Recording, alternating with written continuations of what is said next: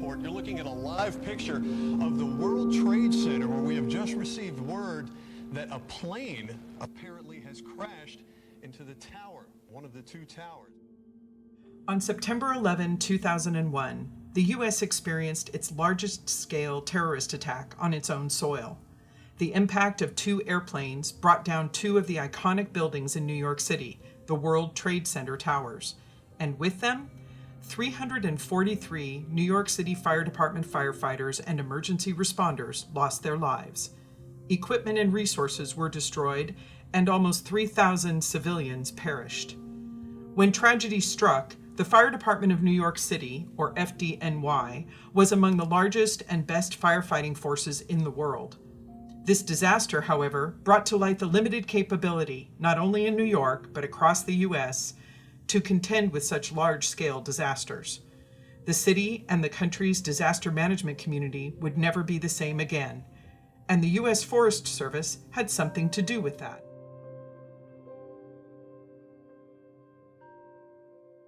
The Forest Service recognized in the 1970s in California that it was struggling to respond to the increasingly complex fires that were happening there. More often than not, multiple agencies, whether they were local, volunteer, state, or federal, would respond to those fires, but they didn't have a system in which to communicate or coordinate their resources. And these incidences would require multiple days, weeks, or even months to respond to. So coordination of those resources was very important. So what resulted out of that record-setting fire season in the 1970s in California was the creation of FireScope. FireScope is the foundation of what Incident Command System today is. So within the US, we use the term Incident Command. Whether it's called the Incident Command System, the Incident Management System, or an Incident Response System, the system allows first responders to provide effective, efficient response, whether it's a small or large incident for a drought, a fire, a flood, any type of natural disaster, as well as planned events. When you don't have the Incident Command System, when first responders show up on scene, you can only hope for the best because there's no system to ensure that they're going to be able to coordinate resources with everyone else on scene. What the ICS does is it ensures coordination of resources, funding, communication, so that you can expect a professional, efficient, and effective response.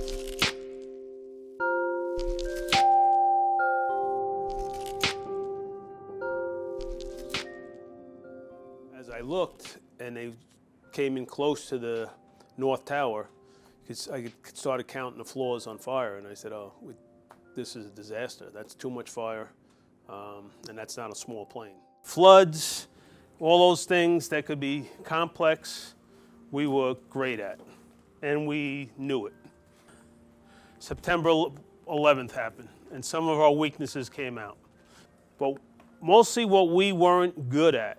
We weren't good at something that's going to go on for numerous operational periods. Our logistics, when you had to support an incident for a long time, we weren't very familiar with that, especially when you look at the World Trade Center where so many creature comfort things were taken away, such as hygiene, water, things like that.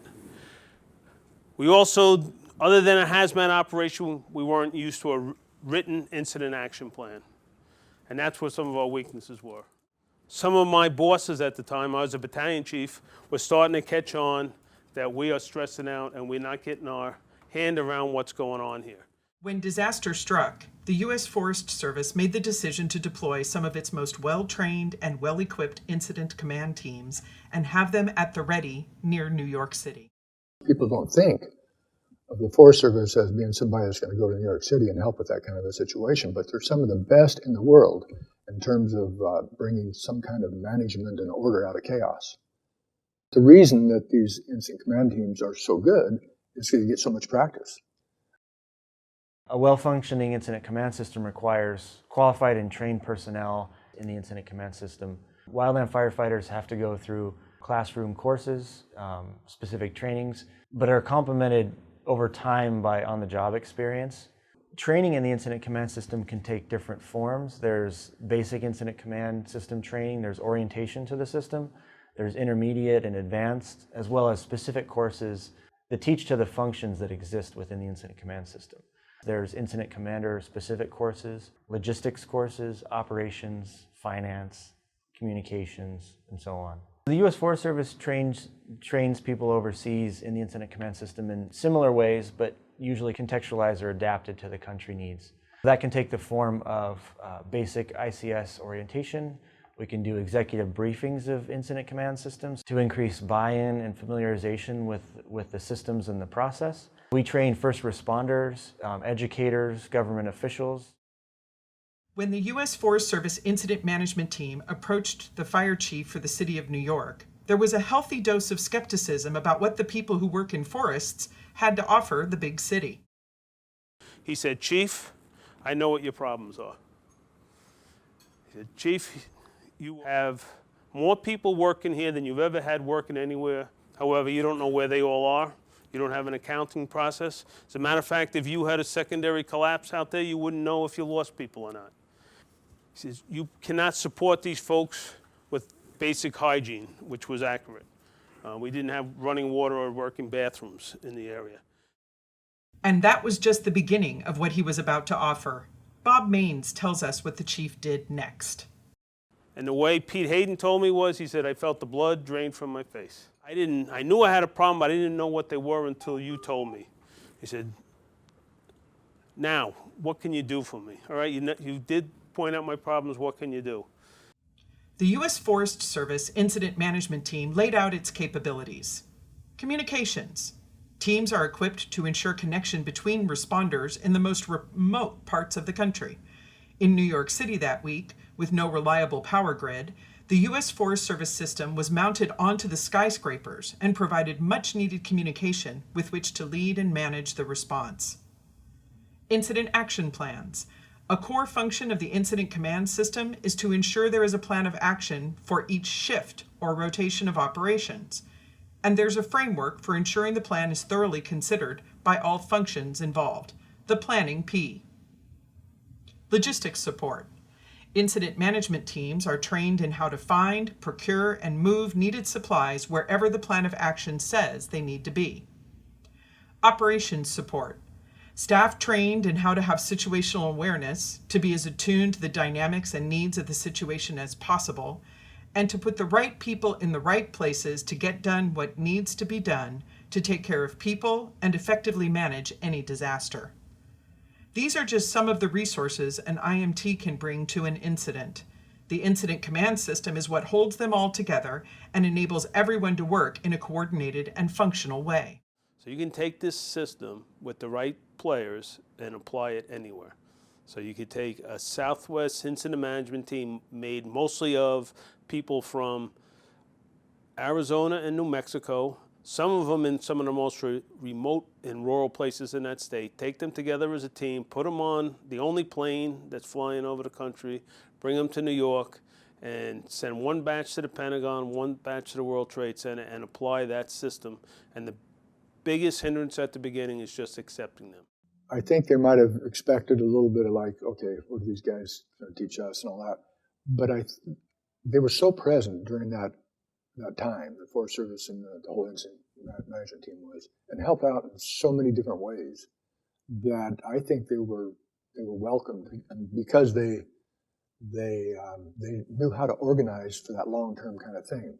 Not because they were going to be telling anybody how to fight fire. They weren't going to do that. And the point is too that it's for incidents, not for necessarily just fighting fire. They take that same system that solves problems on a wildland fire, which they already knew worked on other things because they've used it at hurricanes, they've used it at floods and things like that, tornadoes, and they take it and now apply it to a terrorist act in New York City. And it comes out to where one of the toughest fire chiefs ever to convince of anything turns around and says, barring none, the most valuable outside assistance we received was the Southwest Incident Management Team, followed by the Alaska Incident Management Team. The 9/11 experience motivated not only the New York Fire Department to train its people and create the capacity to run incident management teams, it motivated then President Bush to establish a National Incident Management System, or NIMS, modeled on the U.S. Forest Service system that is now the national standard. Well, the value of the IMT is now you have a resource that's not impacting your capacity, that is available to respond within New York City, within the state, within the nation, and help out during a very complex incident that goes beyond the capacity of the local responders. As far as the incident command system, this is a system that comes together in times of stress that first addresses responder safety. That's by the priority. From numerous things like communication improvement, stopping duplication of effort, accountability, a plan. It increases efficiency, but more importantly, it reduces the chance of injury to responder. If we've stopped one firefighter death and 5 injuries, which I'm sure we're way beyond that with this system, we already paid for all our training. That alone pays for all our training. You can't put a price on that.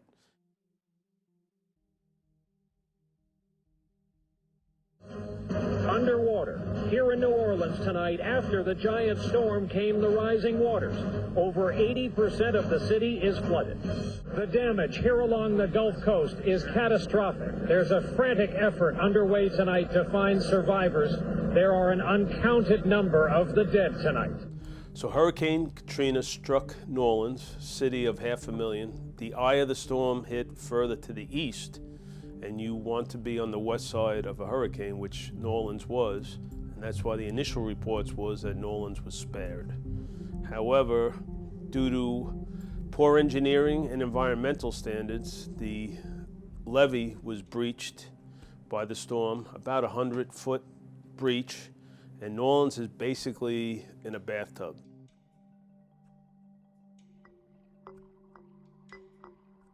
The New Orleans firefighter, fire officer, and chief officer, most of them that stayed to protect their city, found themselves in an ad hoc command post, lived inside. There was no dispatch system, no supply.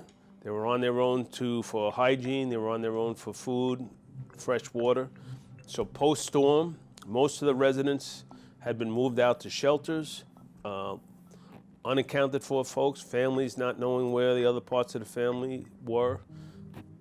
Some people who did not survive the storm, there was no accountability. There became some crime, looting, and things like that. And then additionally, because of the broken back of the infrastructure, fires started. As we watched what went on in New Orleans, we were like, this is our assignment. The New Orleans Fire Department is actually probably worse than we were in 2001. They need our help, and that city's in trouble. And 300 FDNY firefighters and officers to respond to assist the New Orleans Fire Department. The freshly trained New York Fire Department crews deployed to New Orleans, which for them was a return of the support they'd received in their moment of need on 9/11. This time, they were the ones showing up, offering to help as others faced their worst day. The New Orleans chiefs told us, well, if we get busy, maybe we'll use some of your folks on our apparatus, but we really don't need you. We were trying to negotiate with the New Orleans folks, thinking, oh man, we're gonna be sent home. And then there were columns of smoke all over the city. I don't know what happened that day. Was it gas, natural gas, finding sources of ignition and lighting up homes? Was there arson? I don't think anyone knows the answer, combination of all that. The engines turned out. They were tired, slower response. The first engine finally went out. Send help, we got a working fire in the Central Business District. Second one went to a different spot. Send help, we got a working fire in the Garden District. Send help, we got a working fire in the French Quarter. Send help, and there was nobody else. They're trying to rouse people. They didn't have a system.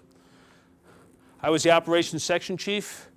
I ran into one of the chiefs I saw the night before. We came up with a very unprofessional system, but it solved the case. We lined all our FDNY folks up with their bunker gear. We said, send the engines out as you get a New Orleans firefighter, and we just filled the engine up with, or truck up with firefighters. Brought their gear. We did account for who was on which one, and they went out. We said, all right, we'll see you when you get back. And what happened is they just kept going from fire to fire to fire. And we started a 14-day system where we created accountability. So when the Southwest team initially came to New York City, and I imagine this is lessons learned from the 25, 30 years of ICS response, the Forest Service and the other supporting agencies have done. They come in very much with their hat in their hand. They don't look for credit. Humility is a good word. They know that you have to check your ego at the door to be successful. They know the compassion required, that you're going in to support someone that's having their worst day. So when we went into New Orleans, we went in with the lessons we learned from the Southwest team and the other teams. Same objectives. We're just here to help. We know you're having a bad day, and we know these firefighters out here are the bravest, and they've done a tremendous job, and they should be commended. And they're not failing. We're just here to support you so you can go forward. So the U.S. Forest Service is here to help. We want to share our lessons learned with other governments, with partner countries, with local officials, government officials, NGOs, to help them respond to their disasters more effectively. It may be surprising that the lessons learned from the Forest Service experience fighting wildland fire in rural settings can be applied in the urban setting to 9/11, to Katrina. Regardless of whether a disaster happens in the city or the forest, whether it's rural or urban, the goals are the same. You're trying to save lives and provide effective disaster response and keep your first responders safe. The incident command system, the incident management teams within it, and the emergency operations centers that support it are what enable us to do this time and time again.